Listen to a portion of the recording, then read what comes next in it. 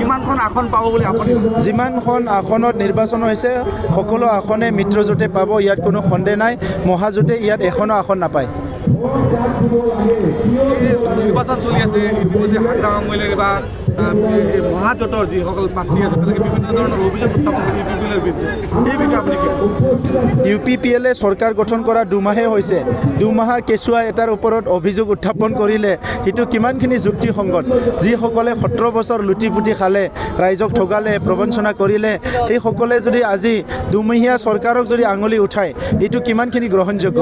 তেখেতসকলে নিজৰ দোষটো গাপ দিবৰ কাৰণে লুকাবৰ কাৰণে ইউপিপিএলক বদনাম কৰিবলৈ চেষ্টা কৰিছে।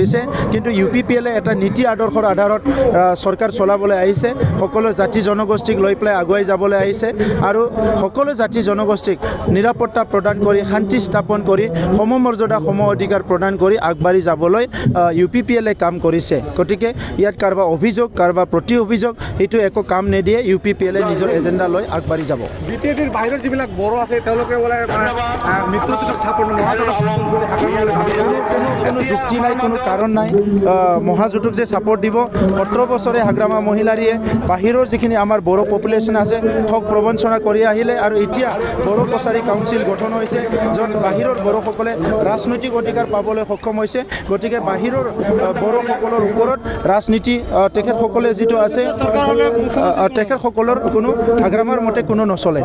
হাগ্ৰামা মহিলাৰ কিমানখন আসন পাব বুলি আপুনি জিৰ', বিগ জিৰ'।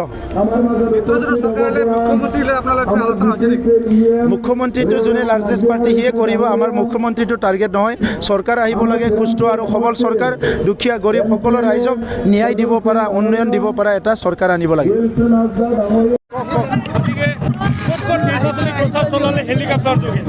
আজি আমাৰ 4খন জিলাতে আমাৰ সভা আছিলে। বাক্সা, চিৰাং, কোকৰাঝাৰ 3খন জিলাত বিভিন্ন সভাত অংশগ্ৰহণ কৰিছোঁ আৰু ৰাইজে স্বতঃস্ফূৰ্তভাৱে ওলাই আহিছে আৰু চবৰে মুখে মুখে এটাই কথা, এইবাৰ ইউপিপিএলৰ যিখিনি প্ৰাৰ্থী আছে এইটো বিজয় কৰিব লাগে আৰু সুস্থ এটা চৰকাৰ গঠন কৰিব লাগে। মিত্ৰজোঁটৰ চৰকাৰত কিমানটা বিধায়ক থাকিব? চাওক, 100+ কথা আজি বিজেপি নেতৃত্বত কৈ আছে, কিন্তু মোৰ যিটো এনালাইচিছ কোনো কাৰণত 80ৰ মানে মাইনাছত নাহে, 80+ হ'ব আৰু 80+ MLA লৈ পেলাই বিজেপিৰ নেতৃত্বত যিটো NDA চৰকাৰ এইবাৰ অসমত চৰকাৰ গঠন কৰিব। মহাজোঁটৰ লগত প্ৰত্যাহ্বান ক'তোৱে নাই, কাৰণ মহাজোঁটত যিকোনো ফেচ ভেলু নাই। ইয়াত কোনো মানুহে বদৰুদ্দিন আজমলৰ মুখত চাই ভোট নিদিয়ে, হাগ্ৰামাৰ মুখত চাই ভোট নিদিয়ে আৰু কংগ্ৰেছৰ তেনেকুৱা কোনো নেতা নাই যাৰ মুখত চাই পেলাই ৰাইজে ভোট দিব। গতিকে বিকল্প একো নাই, বিকল্প এটাই বিজেপি আৰু যিটো এলাইড আছে ইয়াৰ লগতে এতিয়া ৰাইজে থাকিব আৰু ইয়াৰে চৰকাৰ গঠন কৰিব। হাগ্ৰামাৰ চকুত যিহেতু তেখেতে 17 বছৰ দুৰ্নীতি কৰিলে, এতিয়া চবতো তেখেতে দুৰ্নীতি দেখা পাব আৰু দুৰ্নীতি য'ত নাই তাত হাগ্ৰামা নাই, য'ত দুৰ্নীতি আছে তাত হাগ্ৰামা আছে। গতিকে এতিয়া BTR যিটো গভৰ্ণমেণ্ট আছে তাত হাগ্ৰামা নাই, ইয়াতে দুৰ্নীতিও নাই। এইবাৰ BDCৰ পৰা হাগ্ৰামাৰ দল উৎখাত কৰিব পাৰিবনে? এইটো আমি উৎখাত কৰিব নালাগে, ৰাইজে অলৰেডি উৎখাতেই কৰি দিলে। চৰকাৰ এতিয়া নাই, 29 জনক লৈ পেলাই আমি চৰকাৰ চলাই আছোঁ আৰু এই বিধানসভা নিৰ্বাচনত এজনো BPFৰ পৰা জিকিব নোৱাৰে। তেখেতে এনেই লম্ফজম্ফ কৰিব, টকা পইচা আছে কাৰণে, কিন্তু এটাও চিট জিকিব নোৱাৰে। দুৰ্নীতি ভ্ৰষ্টাচাৰী BPFক বিদায় দিবলৈ ৰাইজে সাজু হৈছে। চাওক, ইতিমধ্যে আহি আছে আমাৰ প্ৰধানমন্ত্ৰী ডাঙৰীয়া 2টা দিন, 1 তাৰিখ আৰু 3 তাৰিখত আহি আছে। গৃহমন্ত্ৰী ডাঙৰীয়া আহি আছে, অসমৰ মুখ্যমন্ত্ৰী ডাঙৰীয়া আহি আছে আৰু বহুতো নেতৃত্ব ইয়াত আহিব।